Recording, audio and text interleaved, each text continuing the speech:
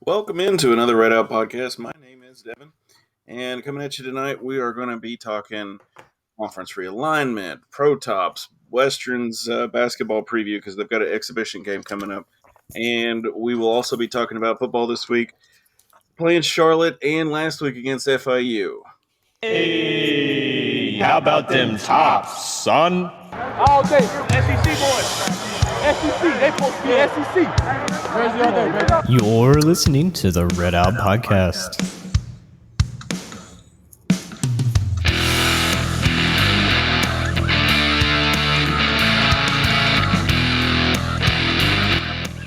And I've got all three guys in here tonight. We got Alex, Jared, and Matt. I hope y'all are ready for this. It's going to go off the rails real quick.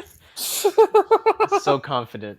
Just calling it now. That's all good. Hey, go ahead. So anyway, winners and losers this week. I guess we'll just do our roundtable style. Alex, what do you got, bud?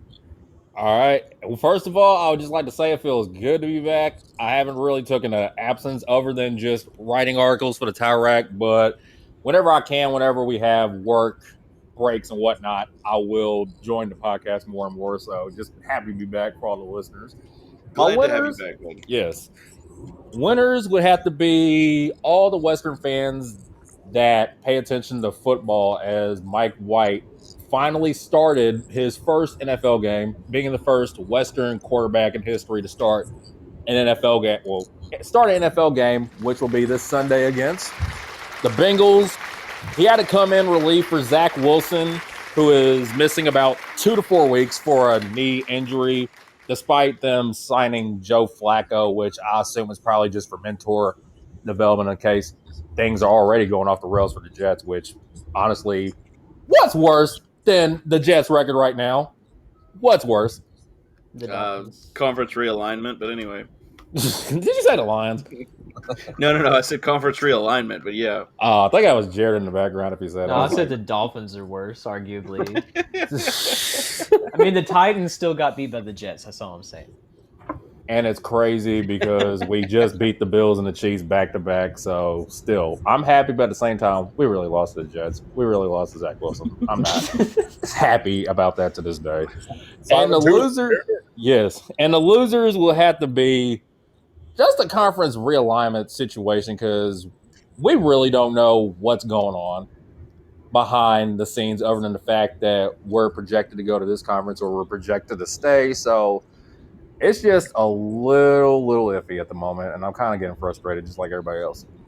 Yeah, you're not alone there. I'll tell you that. Jared, what do you got? So, I mean, other than Mike White, the biggest winner right now is me because I just made the greatest bowl of chili I think I've ever had. It was super good. What I did is instead of doing like ground beef, screw that. I just actually cooked a steak and cooked it like I just pan fried it with like Cajun seasoning and with like chopped the onions up with it and cooked it, which I could have made a meal just out of that. But then like I added that into the chili. It was really spicy, a lot of extra powder, a lot of curry powder as well, some hot sauce sprinkled in there with some Amish cheddar cheese on top, and it was delicious. Smoked cheddar cheese. It was super duper good. I wish I could try it. Spicy? Man, that's good. I I need to take notes about the pan frying the steak. Like the last time I did chili, which we just got like a couple of Boston butts and just threw it in the crock pot, but I'm definitely got to try the pan frying method before we go. Like I cooked a steak with like all the seasoning and the onions as well, and then I just sliced all of the steak up after it was done and added it to the chili, and it was delicious. Yeah. That's awesome. And as far as losers, I mean, still the Dolphins until the end of time, so nothing new. You should be used to that, right? I mean, like year in, year out. I mean, the one consistent thing in my life is the Dolphins being horrible. Well, at least there's consistency there. Yeah. At least the NBA is back. At least you got the Pacers. The Pacers aren't that much better. They're 1-3 right now, but it's whatever.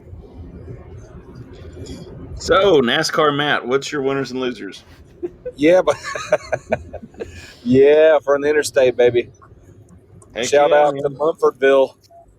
Hey, there you go. Yeah, about to come up on it. Anyway, is my audio good? Y'all can hear me fine? Yeah, yeah, good. All right, just checking. All right, anyway, My winner is my Atlanta Braves. Go Bravos in the World Series, first time since '99. I remember it, and it's been a depressing time, and they're back. So I'm excited. Up 1-0. Do they play tonight? I don't know. I'd have to look that Anyway. up to see if they do. I think they do because my fiance is a huge Braves fan, being from Georgia. So game 2 is tonight. Yeah. I just got everything set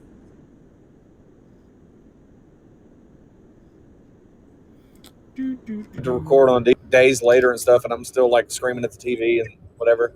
And it happened like 3 or 4 days ago. Anyway, go Braves. Hey, listen, I'm in the Olympics. Let's see.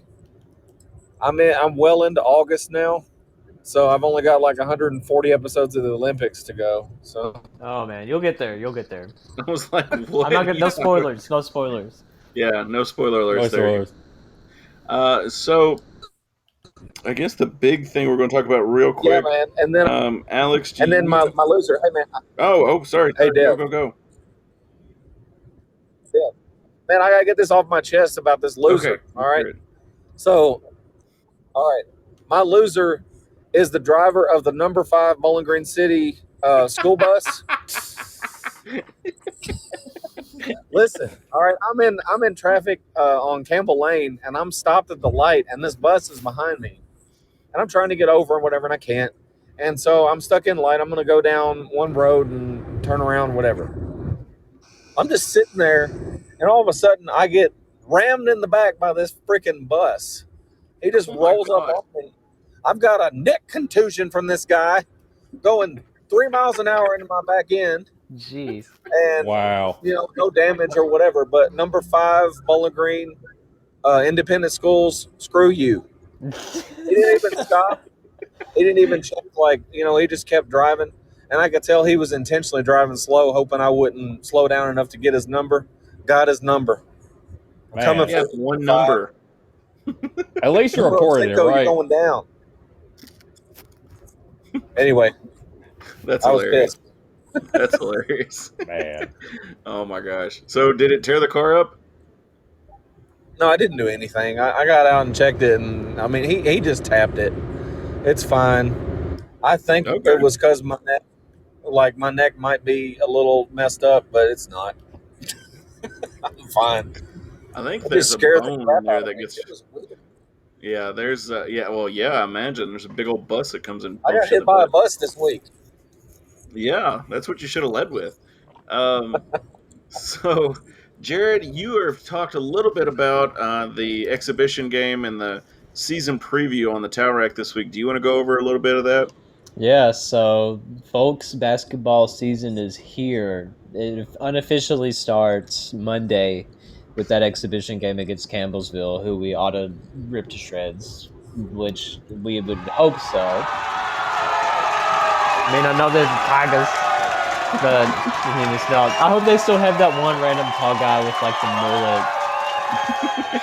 mullet. They have some characters on the Campbellsville's team, but yeah, I mean, coming at you Monday. I mean, I just basically went over like the schedule, looking over it. I mean, I think it's a really good schedule for the guys this year for sure. I mean, playing Louisville at home in Diddle, that's still one of my favorite environments I'd ever been in. In 2014 when Louisville was number 4. Like the biggest lead we had was like 3 points. TJ Price made a 3 to make it 7-4 at the beginning of the game, and I thought the freaking roof was gonna collapse. I wish it would have, because we would have won. But I mean, we only lost by 9 that game, but it was such a fun environment. Of course, Rick Pitino and Ray Harper getting into it. I mean, I still think about that every now and then. That was so funny. Montrez. Until Montrez Montrezl Harrell Harrell happened. Yeah, that whole incident was crazy. And of course, we'll be playing in that Asheville championship thing against potentially South Carolina and Princeton, but there's another team we'll start off against. Minnesota. Yeah, Minnesota. It flew out of my brain. We've played them before. It didn't end very well when we played them at Minnesota, so hopefully this will be a little more neutral, a little more even turf. We also got Memphis right after the yeah tournament too in Memphis against Penny Hardaway, so that should be a fun Oh game. yeah, that's going to be a really good game. I can feel it. I just hope it is. I mean, I know there's a lot of new players. I think it's 9 new players. A lot of them being transfers. But I mean, I think Keith Williams is going to be one of the best players we've had in a long time. I'm That's the hoping. Cincy transfer, right? Yeah, Cincinnati. he's the real deal. And also, I mean, with Zion Harmon too, he's like the top prospect in the state of Kentucky. He's been hyped up for over 4 years now. I want to see how he does and actually plays, and see if he can be what he has been in high school. But I mean, obviously, it's a lot different. Of course, Jamarion Sharp, he's probably the one I want to see play the most. He's going to be the tallest player in the NCAA this season. So all he has to do is just put his arms straight above his head, and then that's all he has to do on defense, really. I mean, no one's going to shoot over him. At least that'll be good on inbound situations, having someone like him you have to inbound to get someone that's 7'5". So there's going to be a lot of good key pieces. After losing the conference title the past 3 years, I'm ready for some new people. I'm just at this point like clean house. But I mean, we still have Anderson and Davion McKnight. He'll still be pretty good. And Luke Frampton, too. He's going to be your big 3-point threat. As well as Darius Miles. He's another one that I think is really interesting. I think he's the Maryland transfer. He's like 6'8", 230. And he's a good two-way player, and he can also shoot the three really well, too. So having like a bigger forward that's consistent from deep is going to be a really good asset to the team as well.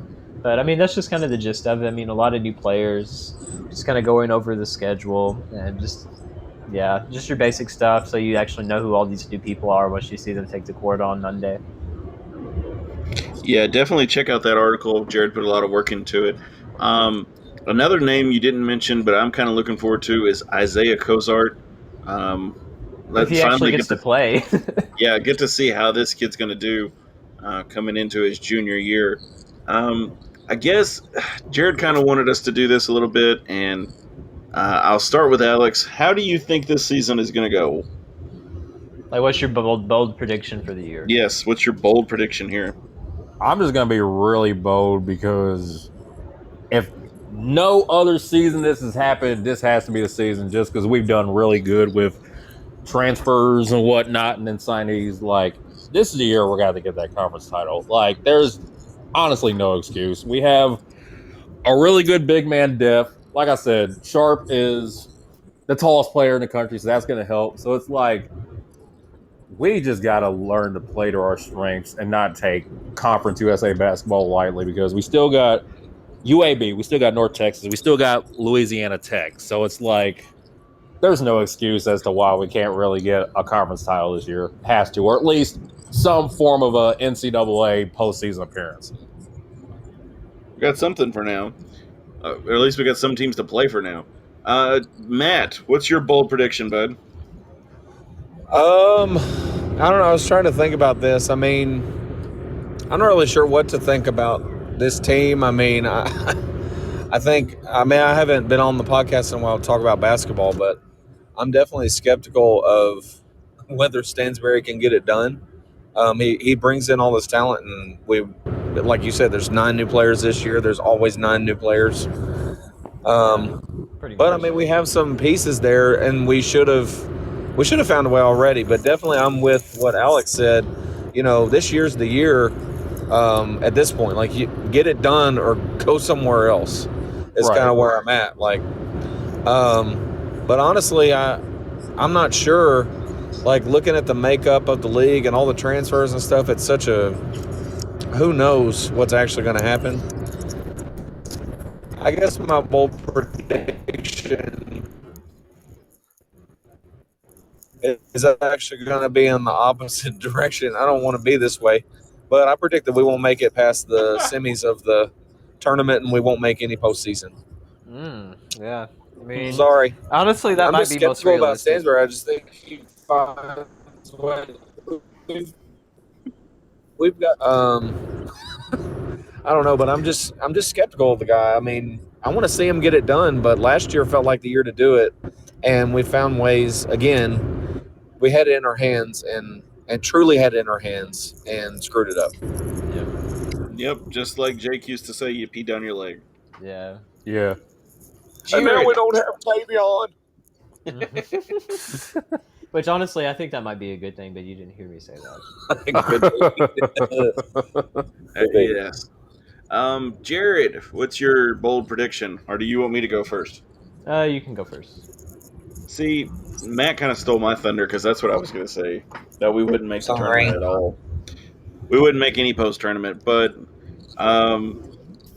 yeah, I mean, it's a lot of variables and a lot of younger guys coming in, and I think it could be rough for a little while. I mean, if Western finishes, above second place in the East, I'd be surprised. Really? Yeah, That's a spicy take. No, we'll be It's just not undefeated looking and good. lose in the tournament, quarterfinals. Yeah, I mean, our non-conference schedule is a little bit tougher this year. Yeah, still. for sure. Yeah, the way I see it is that I feel like if we're really horrible in the regular season, we might have a better shot in the conference tournament. But yet, if we just completely run the tables up until the conference tournament, we'll pee down our leg again and not get in the tournament. So Does this include being ranked? Oh, I don't know if I go that far, but I mean, I just feel like every time when we're predicted to do bad, we do good, and every time we're predicted to win the tournament, we just pee down our leg and not get it done. So, I mean, I kind of agree with you guys, but I still think that either we'll be in the tournament or we will lose before the conference title game. We're not going to lose another conference title game.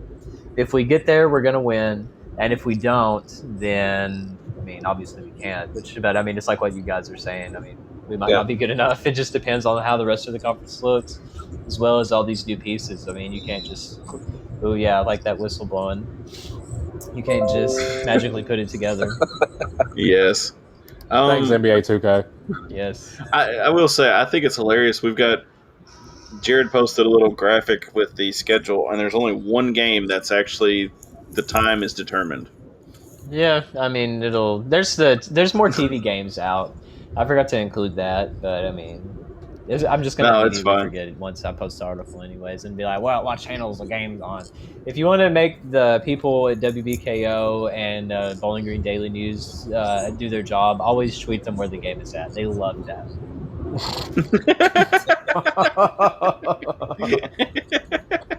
Oh my gosh, it's their favorite. That's hilarious. So, Alex, do you want to talk a little pro tops for us? Sure. Other than, like I said, Mike White finally getting some recognition, getting a good place.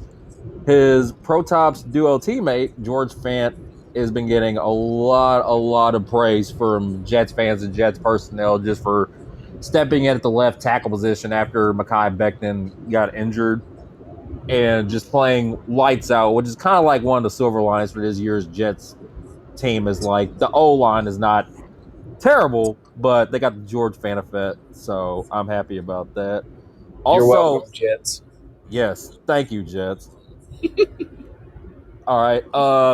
I would expect Devin Keed to get a call up on the Chiefs defense soon because I don't know what's going on in Kansas City, but watching the Titans steamroll them 27-3 is just good, but also it's like, wow, where did this Chiefs team go? Like projected to go back into the AFC Championship, projected to go back to Super Bowl.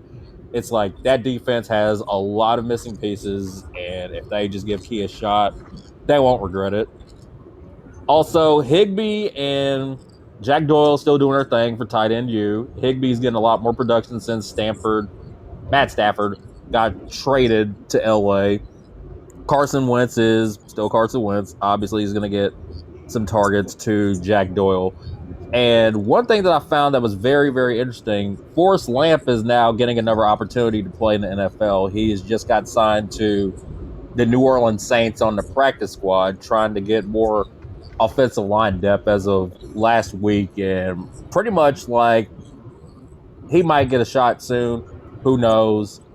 Iggy is still doing his thing on the Bears special teams. And also Deion Yoder is playing for Tom Brady now, which is very, very crazy to consider his pipeline. Like he just went from winning the Super Bowl in Kansas City with Patrick Mahomes to now potentially chasing another one with Tom Brady. So it's like, if that's possible, Yoder will be probably the only player in Western history to actually get 2 rings. So that would be dope, honestly. That's the wrap up for Pro Tops. That's pretty cool. I would love to see Devin Key starting for the Chiefs. That would be amazing. And then Deion Yelder, both favorites in my eyes as far as Western goes. So that'd be great for both of them. How cool is the story with Yelder? Yeah, super cool. I mean, That's walk on pretty small. to the NFL. Yeah. Pretty cool. But for those of us who watched him play here at Western, like, I had no doubt that he had the potential to go pro. It was just if the NFL teams would pick him up, if they would sign him as a free agent. And this has been sorry, Devin, you go ahead. No, go ahead.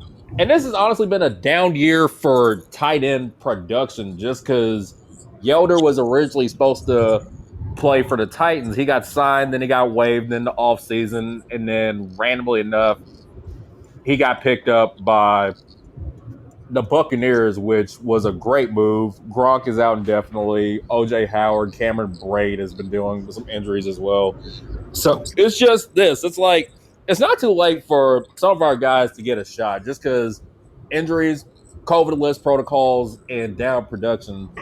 Like, this will definitely make for what's already been an extraordinary season of my eyes, believe it or not. But it'll be just great just for Western players to get in, and also just more recognition as the football program is going upward to be like, hey, you can still go to Western Kentucky and you can still be in the league. Yeah, completely agree. I honestly love the fact that, like, I wish that, like, they would put guys who have been to the league, on a mural or something at the football stadium to show recruits, hey, these guys have gone pro. If you come here, you can too. On the new part, yeah, they already have on a new part. Yeah. Okay. It needs to be updated, but they already do have one on a new part. Yeah, I mean, they have that. Where have you been, Devin? You got to come down here, dadgummit. I said it was a great idea that they had that. That's what I said. I'll backtrack a little bit. Yeah, that would be that's really sweet. Yeah, it's been forever and a day since I've actually been to a football game. So, and with a little one to chase around, I don't see that happening anytime soon. But we'll talk a little conference. Yeah. What was that? Sorry about that. I had to sneeze. Excuse me. Anyway, so conference realignment talk. So the more time that goes by with no word, I don't know about the rest of you all, but I'm just like, it just depresses me to no end. The more days go by and we don't hear anything, it just makes it feel worse and worse for me. And it was like Jared and I talked about last week. With all the teams leaving, there would be 5 teams in Conference USA after this.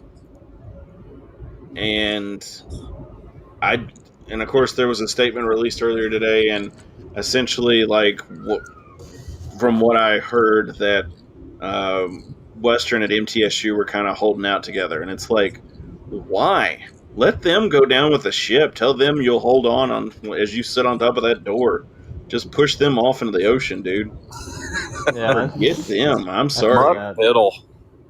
Yeah, I mean, Middle is nowhere near, like, who I want to tie my star to. You know what I'm saying? yeah. I want to succeed, and if I leave Middle in the dust, then so be it. They are. I mean, they left us. something to hold on They to. left us a year before we went Conference USA. Anyways, we didn't even leave to go to the Conference USA at the same time. So I don't know why we would want to go somewhere with them at the same time, other than Right. the fact. Well, the only reason why, I mean, Ross brought this up, is that like the MAC, if they're looking to expand, they're not just going to pick one team. They're not just going to pick us. They're probably going to have to pick somebody else up too. And I don't know realistically who else they would pick up to go along with us. That would make sense. I mean, maybe Middle. I mean, I could live with that if they come to the MAC as well. I just want to get the heck out of Conference USA before it dies at its tracks. But my problem with this whole situation is Middle does not have our resume. No, not at all. But they No. beat Michigan State in basketball, Devin. Yeah, that's one thing. That's one thing, and I'm sure they still talk about that. And they had in 12 men on the Pac-12 field in and the conference championship in football. Otherwise, we would have won. Yeah, I'm sure. And of course, they're stuck with their coach, so Yeah. there's that too. standing Like- stock still since 2007. That's exactly. It's like, what kind of dirt does he even have on a university to even last this long with the way the program's going? Like, Oh yeah. just amazing contract. impressive. He's got an Well, amazing. he's never had lawyer. an awful season, right? It's been like maybe he wins 4 games or more a year. Yeah. So he just survives long enough to not get fired, I guess. You know that Middle's the athletic director buys like 6 lottery tickets a day, trying to hope to hit it big to buy his contract out. It's like with a hilarious. contract like that, just like if you really just want to leave, like don't even upgrade, just downgrade. I mean, go to FCS even if you're just willing to just keep doing that. I mean, but you don't. I mean, they really don't have a choice though, as far as money goes. They've got to, because they're stuck. You know, they've written a check that their mouth, so to speak, can't cash. You know, they can't get rid of him. The money is way too much, unless they just get some Kanye West, Donald Trump money dude to come in and say, "Hey, you want a new coach? I'll pay for it. You good, bro?" The Just greater like with- Nashville area is full of them, so honestly, why not? Yeah, I would. Yeah, I'll make sure to write to like Tim McGraw or somebody and be like, "Hey, can you fire him? Just give us enough money to fire him." But Western we got 5 teams that are still in Conference USA. It's us, MTSU, FIU, UTEP, and La Tech. There's rumor of more teams coming to this zombie left of conference, but it's not a competitive conference. Did you see my map that I made of what Conference USA will probably look like? Maine and Eastern Washington. Yeah, Hawaii. and Hawaii. Hawaii, Alaska. Hawaii would be that would be a great. Alaska needs to get a football team just so they can be rivals with Hawaii, and it can be a battle for the best non-continental state. Tell me that people would not watch that. That would be incredible. At 2 a.m., I would watch that. I would watch it at 2 a.m. I would get up just to watch that. I would love to see Western's players try and do the what's it called, the haka. Oh yeah. Oh yeah. Yeah, that's what. Yeah. So Alex, what are your thoughts on this whole realignment talk? I just don't see why we're even holding out at this point. Like, it's going to do more harm than anything else. And realistically, we just got to leave. We have to leave. I don't care if it's the MAC at this point. Like, I can, even though recruiting will probably be questionable in the MAC, I can live with that. Or let's just pray that somehow the Sun Belt would be like, okay, we see you. No. Just come here. We'll work all that out. Just come here. Like, but Yeah. I'm I just don't worried see the about the Sun Belt recruiting standpoint, no matter where we go. Yeah, that's my thing is if we're stuck here in Conference USA and we get, Missouri State or some of these other small schools trying to come in Conference USA, I just don't see it being competitive. It really And- wouldn't. It would give us no excuse to not dominate. We would have to dominate everything. Yes. Yes. Yes, we would have to dominate just to get recruits every year because they're going to go to Marshall and some of those others that actually have a competitive conference. I don't see us going to the Sun Belt, and there's going to have to be something under the table there for us to be able to go back to the Sun Belt. But it's just one of those things that I think we've got to go somewhere. And of course, the ADs and everybody and the main media people who think they know everything, they can say what they want about trusting the system and doing this and doing that. But, we've got to go somewhere because if we don't, we're stuck in the water. We're dead in the water. Jared, what are your thoughts? Yeah, I mean, as time passes, the more concerned I get. And one of the things that I think is most interesting with all this, like you're talking about with recruits, like there's been one commit for the football team that's been blowing up my messages asking about, like, what do you think's going to happen? Where do you think we're going to end up? And just I've been trying to talk to them, trying to be like, hey, I mean, I'm sure they're working on it. I mean, they're all really smart. I mean, they hope that we move on to the MAC as well, which I completely agree with that. But it makes it kind of hairy when you have someone that's committed and they're really concerned about just being left behind in Conference USA as well. I mean, you don't want to start losing your commitments and stuff like that. Yes. So I think that's what's really important that they need to realize. And of course, like I brought this up in my article talking about it, like one of Todd Stewart's favorite quotes is, "You're known by the company that you keep." And I don't see how the company that's going to be joining Conference USA is what he's going to be, what he wants to be known with. I mean, like Tarleton State or like you said, Missouri State, all of these FCS schools promoting up to D1. I mean, it's not really the type of competition we want to have in our conference, if I'm being honest. And also, I mean, who would have ever thought that we would be in this position when we left for CUSA, left the Sun Belt to CUSA? If we would have just stayed in Sun Belt, we'd be way better off than we are now, which is ridiculous. Yeah. But I mean, we still have. I mean, Conference USA was good when we first got here, and we did achieve a lot of success. Obviously, with all the titles that we've won in every sport, but especially like the 2 football championships, getting those. I mean, in 2015 and 16, that was probably the highlight of our time of Conference USA. But other than that, I mean, would it have been better if we had just not left the Sun Belt at all? I mean, I don't know, but I don't think so. yeah. I still feel like we would have Hindsight's been 2020. very Yeah. I still feel like we would have been very overlooked if we stayed in the Sun Belt. So it was that situation where we had to make a move regardless. But as thankful as I am for the time we spent, just the success we've achieved, not only like on the field, on the court, but having the most student athletes to achieve some form of achievement off the field academically. But we're just in this position again, and it's just not getting any better because you see the American Athletic Conference going to get some of these guys from the conference they just jumped. We're still considering our options, but also time's kind of running out. And going back to what Jared said, you have people who actually want to come here and play and are very, very attentive and concerned about what's going on with the conference realignment situation. So it's like you have to make a move now or else you're just going to suffer. Well, I mean, they'll just decommit and just go somewhere else where that's more competitive and has a better chance for them to actually succeed after college. I completely agree with everything you said there, though. Matt, what are your thoughts, bud? Yeah, I mean, kind of like Jared said, just kind of pure depression. I need therapy. No, I mean, like it's frustrating. You know, you think about the timeline, the first conference realignment.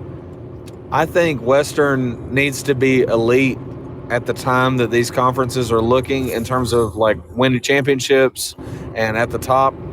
If you think about it, when they were looking at the conference realignment, Western's football was down, the basketball was down.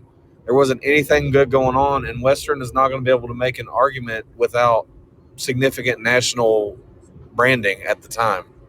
And so the first time we looked like a trash program from, a small market. And so now they're looking again, and we haven't won Conference USA in several years, and basketball still hasn't won. We've won one regular season championship. Women's basketball, whatever. When you look at it, all those sports that might make any kind of difference to the conference are no good or haven't been elite the last little bit that they're looking at. So I think that's frustrating because it's like, God, if they would have come looking in 2015 or 16 and were ranked in football and whatever, everybody's salivating over Coastal Carolina and whatever and Appalachian State because they're winning right now. If they weren't winning, they might not be that interested. But yeah, it's all the recency bias. Yeah, I think that's that's frustrating. But yeah, I don't know where we're going to end up. Shout out to my dad who's been saying this was going to happen for like 20 years. And I'm like, you're crazy. It's a conspiracy theory. And he's saying like there's going to be 2 divisions in the FBS and all the big schools are going to whatever. And I'm like, whatever. It's not going to happen. Here we are. So, I mean, essentially, yeah. They're going to have a big super conference, and it's going to be about 40 or 50 teams, and then there's going to be a second tier. And Western may not even make the second tier, and it's unfortunate, and it's really frustrating. And then, of course, the 1 year where we have probably the best quarterback in the country, we can't even win because of how bad our defense is. So, I mean, that's so infuriating. Yeah. Yeah, there's that too. Yeah, that's. I mean, Yeah. seriously, God. I mean, that's infuriating. It's just really frustrating. Have a decent defense this year would be undefeated, or at least whatever and 1, 6-1, Yeah, like 5-1, 6-1, somewhere. 5-1, whatever it is. Exactly. I mean, I was actually just looking at some stats here. If this thing will respond, and the only team that actually has a decent record that's left in Conference USA in the future is UTEP, and they are like 6-1, I think. Which Yeah. I did see somewhere that possibly it's not set in stone, but it's just a recommendation. UTEP might join the Mountain West Conference, which is more idealistic than anything geographically. Yeah, geographic, and that's what I've always wondered all along is why don't we do things more geographically than map out certain areas and be like, you got 15 teams in this area, they'll play each other. Now, granted, like I'm not saying like Alabama or LSU or something like that, but you've got a certain amount of teams that are all in the same group, and then they'll be in like 8 different conferences. That's just never. I mean, like look at Kentucky, Yeah, but But I I do think digress. it's interesting. I mean, with UTEP, they're making a big push to try to get college game day. And so far, it seems to be working, which is the crazy thing. I mean, it has way more steam than the one Marshall had for the 50th anniversary of the plane crash coming in. It's because they were playing freaking MTSU for that game. Had they been playing us or maybe like a big non conference opponent, they probably could have got it. But UTEP is like 6-1, and UTSA is nationally ranked, hasn't lost, and they've already moved the game to ESPN2, and they're still trying to push to get them to come to El Paso. Which, if you've ever seen UTEP's campus, is very interesting. It has like a lot of architecture from like Central Asia that's inspired like Bhutan. Like it's really interesting architecture. It's like the Sun Bowl, of course. That's where the game's going to be at. But if they were to host College Game Day, man, that would be a pretty big deal for UTEP. I mean, that would be a good matchup to show on College Game Day, but also it's a Texas thing. Like, when was the last time there was 2 under the radar teams from Texas over than the Texas Tech, A&Ms, all that? Like, when was the last time you even seen that? Yeah. A long time ago, probably. But anyway, yeah, I mean, Conference USA. I don't know what the future holds for the conference, but it's just not looking good. So let's talk about some better news. Western played Florida International on Saturday, and Western won 34-19. I think we all predicted at least that Western would win, but my analysis is I don't think Western played as well as they should have. Yeah. We'll go around the table real quick. Alex, what did you think of the game? Did you watch it, or what do you think? I did a recap on the game. I wasn't able to watch it, but just from everything that I've looked up statistically and just like little clips, we've had a better offensive game more than anything. Sheriff Stearns, he's the number 1 receiver in the country in terms of production, so that's just a good takeaway from it. Also, the defense faced Tyrese Chambers, who was behind Sheriff, the second in Conference USA when it comes to production. He was a really good receiver. Morton Slaughter is a really good quarterback, but going Shut in, him down, really, right? He had like 40-something yards. Right. But the thing was, like, defense has not been up to speed all year. Yeah. And even in a game where we were the favorite, they still let FIU have like a short lead before we started putting points on the board. So I really don't know how that's going to look going towards the deeper half of the schedule. So at some point, the defense just has to tighten things up. Yeah, I agree with that.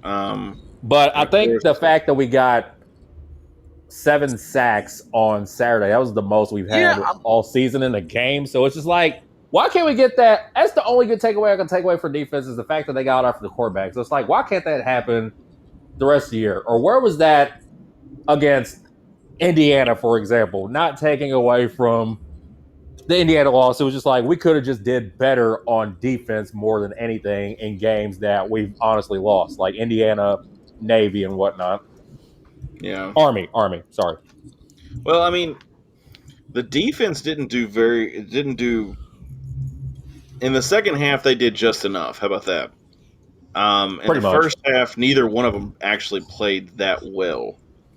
I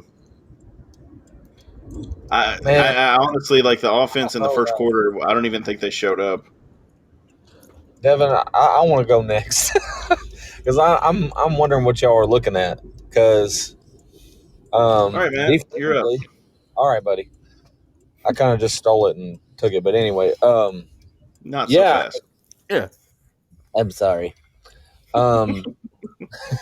Anyway, man, when you look at the stats, okay, we gave up 290 yards total. Okay. Yeah. That's way less than anything we've done all year. We've done no less than, I think, like 400 and something against UT Martin, like low 400s or something, maybe mid 400s. That was the lowest yards output all year. We gave up 290, and there was one play that was 75 yards at the beginning of the game. So we gave up a little over 200 yards the rest of the game. We gave up 19 points, and 7 of that was in garbage time right at the end of the game. We had 7 sacks, the most all year. Last week we had 5 sacks. So I think the defensive coordinator and his other staff have figured out how to get to the quarterback finally. I think they're taking some more risks, and it's paying off. This game, I think, was the best all-around defensive performance of the year, and I think you could argue they won the game versus the offense. Offense was decent. You know, they got a bunch of yards but didn't get a ton of points. The defense did their job and kept them under 300. By the way, FIU's a really good offense, and we kept them under 300 yards and sacked them 7 times. So I thought it was good, and I thought it was really encouraging that we found a way to win in a different way. I agree. I'm not saying that they were poor. I think they could have played better, is what I'm saying. Right. That's what I was getting at, too. They allowed 28 yards rushing, so, I mean, that's great. But there's stupid little things that Western did that we should work on. Obviously, we had 9 penalties for 67 yards. We lost a fumble. You know, I mean, obviously the offense is going to keep powering through with Zapp, who's just doing phenomenal. And, I mean, the offense had 530 yards, but like in the first half, I think they could have done a lot better than what happened. Jared, what are your thoughts? Yeah, so I didn't get to watch the game because of work, but I was keeping up with the score, and I was just like, what in the world is this? I think it was like some ridiculous score when I checked it, and we were losing at first. Yeah, and then there was like that safety or something. I don't know. It was a weird score. But, I mean, we ended up winning. I looked at the stats. I mean, it was pretty decent. I mean, Zappy still looks amazing. Stern still looks amazing. They're both getting a lot of national recognition. And, I mean, it's like I already said, it just ticks me off so much how we could have had an extremely special year this year had our defense carried their weight at all. And we could be getting all the recognition that, like, UTSA is getting right now if we were able to get a win over Indiana or Michigan State and be able to do all of that. But, yeah, I mean, I feel like it's always something. There's always something that's holding back one of Western's programs to getting to the top. I mean, other than volleyball, they're just always amazing. But, I mean, most of that is Travis Hudson, who's incredible. I mean, just make him coach everything like E.A. Diddle did in the 20s. Let him coach basketball. Let him coach football. I mean, we'll just win everything with that way. It may take a few years, but, yeah, I believe we would be ranked in football if Coach Hudson took over. How awesome would it be to actually just see him call a basketball exhibition game? It would be very interesting to see the volleyball skills, especially on defense, like just trying to. There'd be a lot of kills, aka block shots.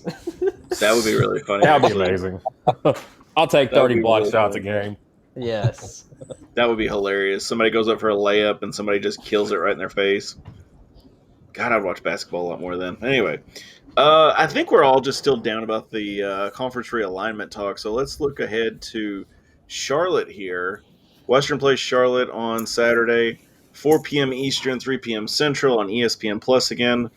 And for the love of Jesus, ESPN Plus, can you find some camera people? It was just an No. awful weekend for camera people because at the Titans game, I don't know if you saw this, Matt, but it was just one play during the second quarter where the cameraman literally just fell asleep. Like you could barely see Patrick Mahomes receiver getting the ball. Like all you could just see is just after Mahomes threw the ball, just him walking. And I was like, who even caught that? Did we even stop him or allow a catch? Or I don't know. It's just been a horrible camera weekend, I guess.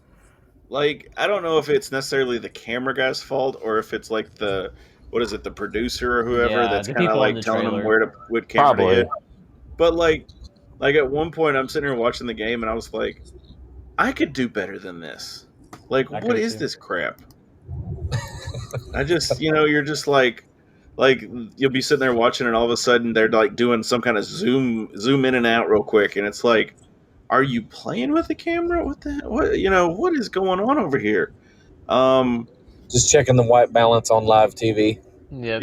Yeah, why not? And it's bad even when the commentators are like, sorry about that, and you're Yeah. like, what the heck, guys? What is going on? I'm pretty sure there was a shot of the cheerleaders at one point in the game, and I was like, dude, like, what the hell? You're gonna look at cleavage while we're watching the football game? Come on. Um, The Golden so Daggers, baby. yeah, there you go. Get your So, confidence now.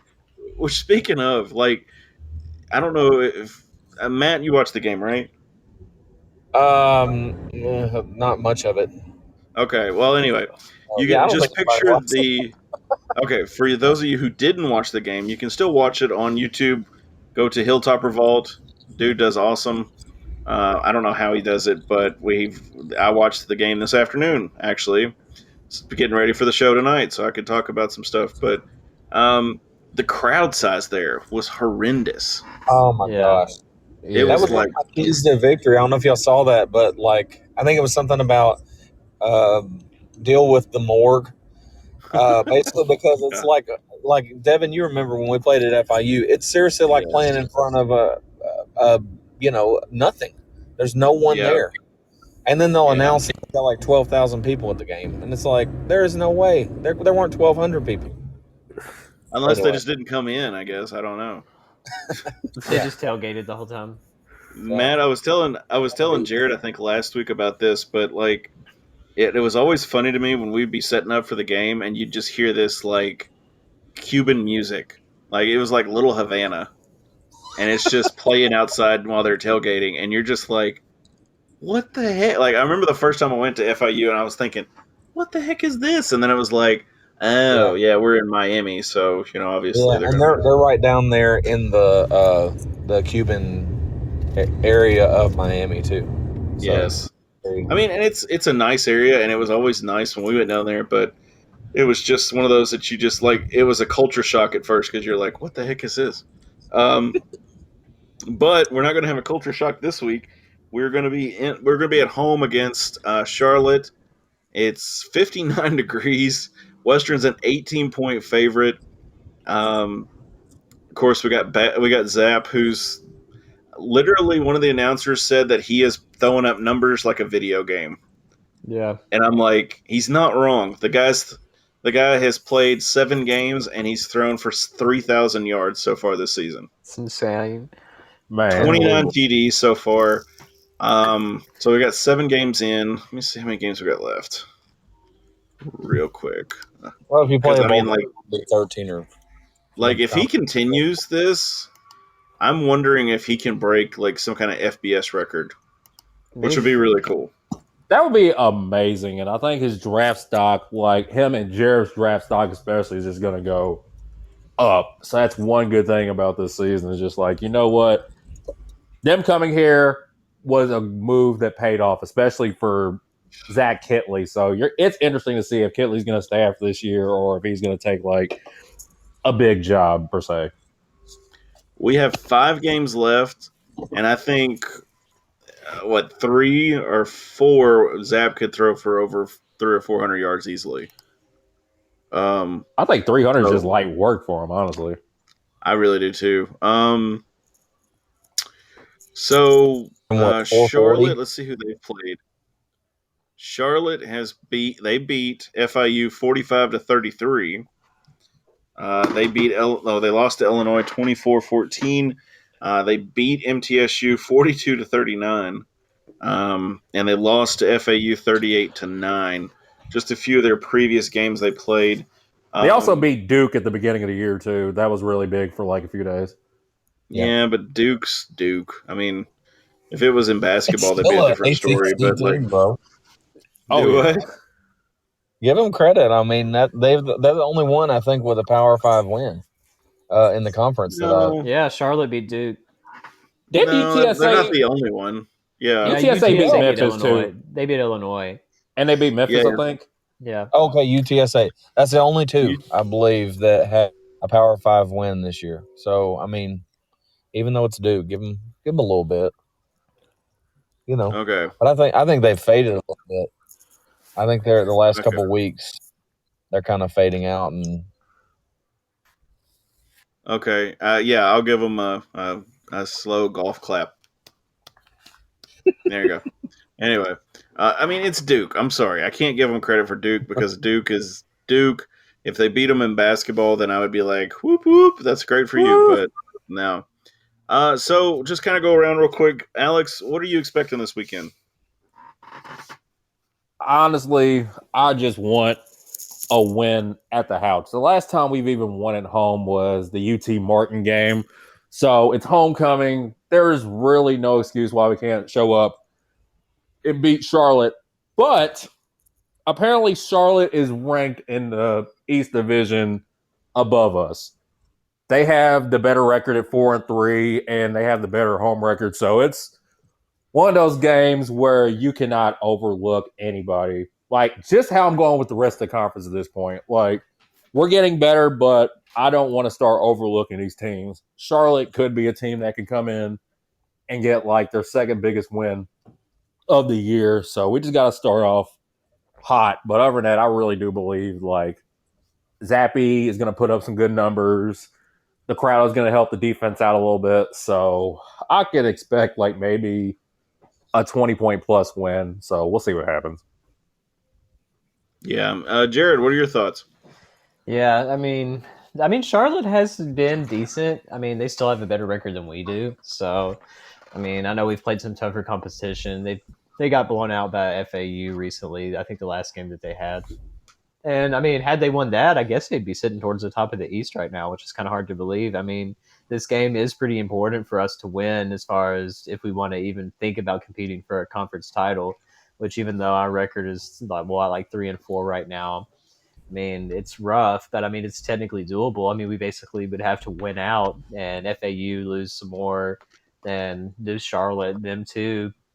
But it's still possible. I mean, we just got to go and show up and take each game that comes to us. But I mean, we definitely got to take care of business against Charlotte for sure.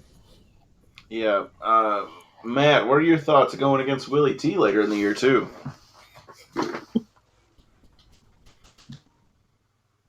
Is he still here? I think he is. Hey, Matt? Oh, we can't hear Matt. He's driving through the abyss. That's what it is. He's hit the abyss. So I agree with you all. It's a must-win. But I think the rest of the games in the conference are must-win games. You know, we've got to win these. So when we play Charlotte, we beat them. We're going to step up a little bit up the ladder. We got to beat FAU, and then we got to beat Marshall. Yeah, yeah. Can you there hear he me? is. Yeah, we can hear you. Hey guys, can you hear me? Go ahead, Matt. Yeah, hey, I got home, so I'm in the dead zone. All right, cool. All right.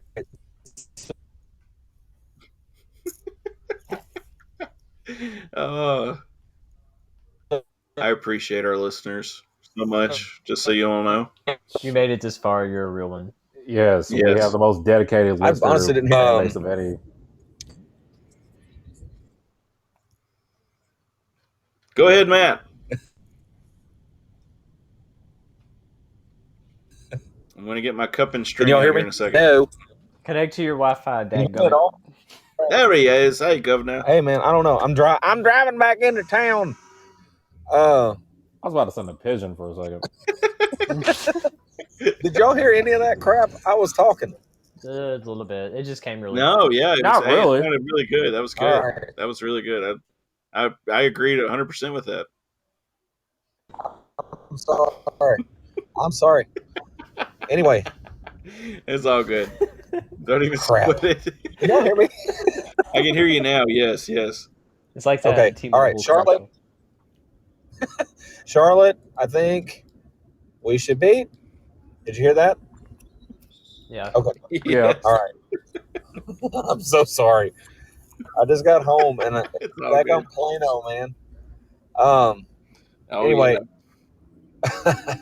Charlotte, I think we should beat them, but I do think that there's some things to be concerned about. They can run the ball, and we've had issues stopping the run, and they can score. They've had a few games that they've scored, but they're also inconsistent offensively. So I think we just need to outscore them, and I hope the defense works itself out and continues to get a little bit better. So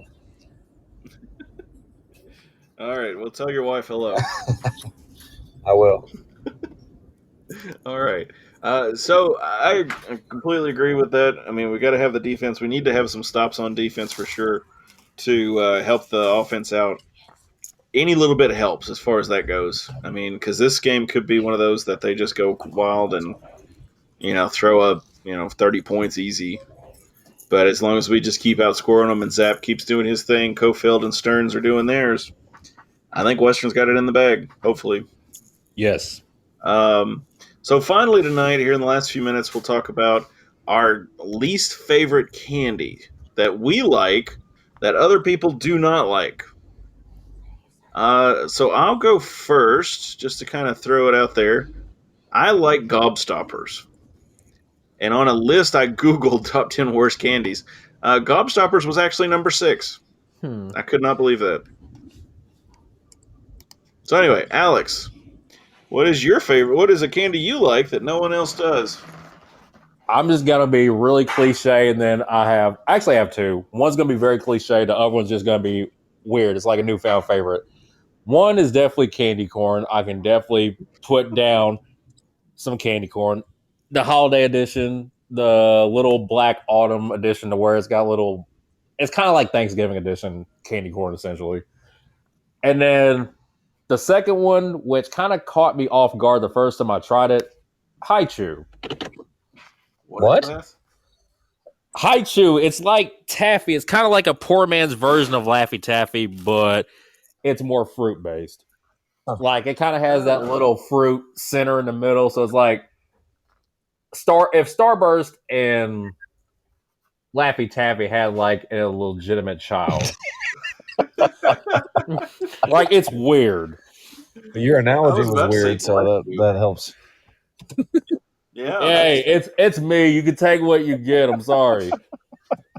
So I've heard of a interesting trick you can do with candy corn.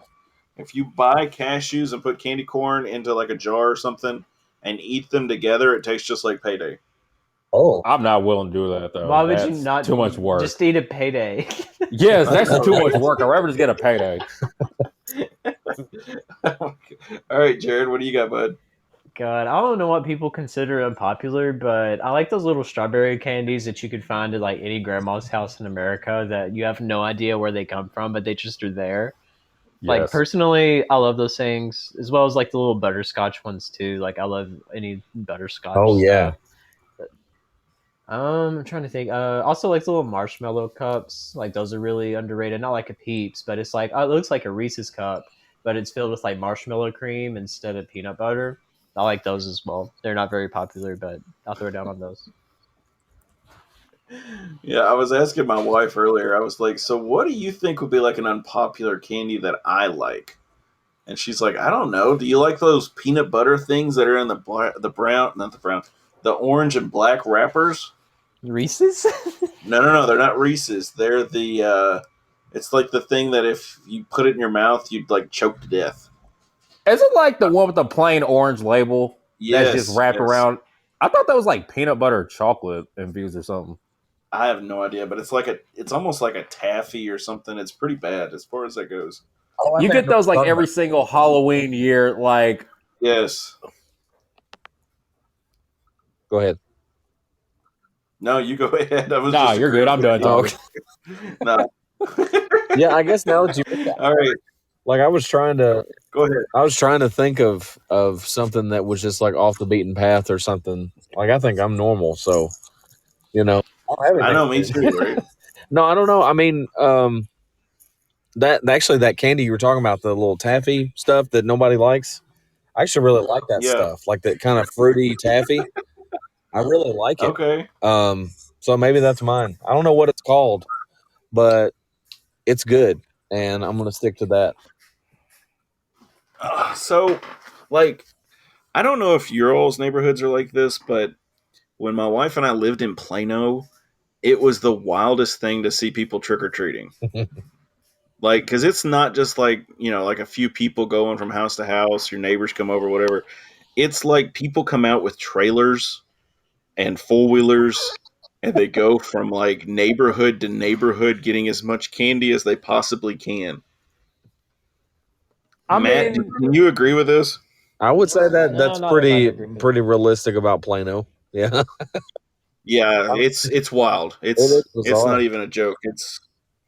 It is very bizarre. It was one of the first things that I was just like it was almost like if we don't have candy, we can't pay the great pumpkin and he'll eat us or something. I don't know. It was just weird, like how many people were out to get candy, Yep. and it's like, good God, people. Right, true. It's like a Um, pretty upper income area. It's not like they're starving or something. Like, why are people acting like yeah, wild but animals? that's it's how it almost as if usually is in like my parents' neighborhood, basically. Like up until like from high school up until I left to go to college up here in Bowling Green, we lived like in front of a subdivision. So it was like this 2-lane road. There was a church across the street. Obviously, it was still kind of a busy highway going out of Mayfield into the county. And then right next door, like maybe 2 houses on the right, is this subdivision. So pretty much the police block off like that particular strip of road just because it's still a busy 2-lane highway either way. And everybody just goes to the house that my parents are at before they go into the back of the subdivision. So it's just this little entryway. So we got a lot of traffic during Halloween. And mostly in a small town, the upper income houses give out the best candy and often have the most craziest displays. Like a guy dressing up as Jason, laying in a coffin, and then just popping out with a chainsaw, chasing you. so. Well, when my wife and I were in Plano, like we really didn't plan on trick or treaters or anything because we're like college age kids. We really didn't care, so we'd always just leave the lights off and we'd buy a bag of candy and just take care of it ourselves. So one year I think I was in Florida. I can't remember where I was with the team, and she was at home, and she calls me and tells me this story. This little kid comes to the door, hits the doorbell or whatever, and of course my wife's watching TV and she's like, "What the heck? Who is here?" So she goes to the door, and this kid's like, "Trick or treat." So she goes and gets the candy. Well, we've eaten everything except for like Three Musketeers. So she hands him this bucket of Three Musketeers, and the little kid looks her dead in the eye and go, "Is that it?" She's like, "Take it or leave it, kid." That's when you just take the candy from and say, "Get lost." And shut the door and then go your Or own give him an way. apple or something. Give him an apple and toothpaste. Yeah, it was just like, oh my gosh. Or She told ramen me the noodles. Be story, like, and this I goes a cracked long way more than Three Musketeers. Save it for college, kid. Here you go. up. Yeah. You did the Bobby Petrino and get out of here. Yeah, exactly. Just start screaming. Jesus. But anyway, guys. So Western's going to be playing Charlotte on ESPN Plus at 4 p.m. Eastern on the 30th. If you can't find the game, hopefully, maybe you'll be able to get it on check out YouTube. You can watch it on Hilltopper Vault. Usually the next day he'll have it up, and you can follow along and see how the game goes if you want to see it. There's basketball too Monday. I don't know if it'll be on TV, but hopefully, like WKU PBS at the least. Are the exhibition games free? Sure, I don't know about free, but I mean, I don't feel like it'd be expensive to see Campbellsville. And the University of Cumberland's like the Friday afterward. Yeah. That's a good question. I don't know if they're free now. Yeah, I would just follow the towel rack to check out and see if they have any updates later on. Bro, I don't know. I'm trying to do a plug here. Okay? I'll find out by game day, hopefully. I don't know. There you go. So hopefully we'll have a game day article out for the exhibition. Yeah, better than the BG. One of these days, I'm going to make an article headline and be like answering some question. The article is just going to say, I don't know, and that's it. Good on women's basketball. If you made it this far in the episode, don't forget to like, share, and subscribe. We appreciate your support. It was a lot of fun tonight, guys. I appreciate you all coming on. Glad to have everybody back on. It's always fun to have the crowd. Charlotte on the 30th, this Saturday, 4 p.m. Eastern, ESPN Plus. You can listen on the IMG Sports Network. But as always, guys, go Tops. Get it, go Tops. Go Tops.